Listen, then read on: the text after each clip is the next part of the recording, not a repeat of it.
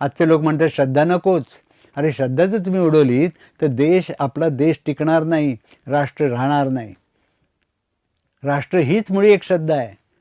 राष्ट्राची व्याख्या करणं अवघड आहे, राष्ट्र दाखवणे अवघड आहे. कल्पनेतलं राष्ट्र असतं, म्हणजेच राष्ट्र श्रद्धेतून जन्माला आलेलं आहे. आणि त्या राष्ट्रावर श्रद्धा असेल तर त्या राष्ट्रासाठी मरायची तयारी होते माणसाची. या राष्ट्रासाठी म्हणूनच आपले सेनादल लढत असतं शत्रूशी, श्रद्धेपायी लढत असतं. कशासाठी मी मरावं असं जर त्यांच्या मनात आलं तर ते लढणार नाहीत. साहजिकच शत्रू आक्रमण करेल आणि बघता बघता तुम्ही पारतंत्र्यात जाल.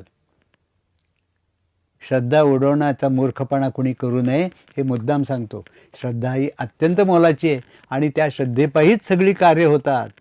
आणि म्हणून कुठलंही ज्ञान मिळवायचं असेल तर श्रद्धा आवश्यक असते.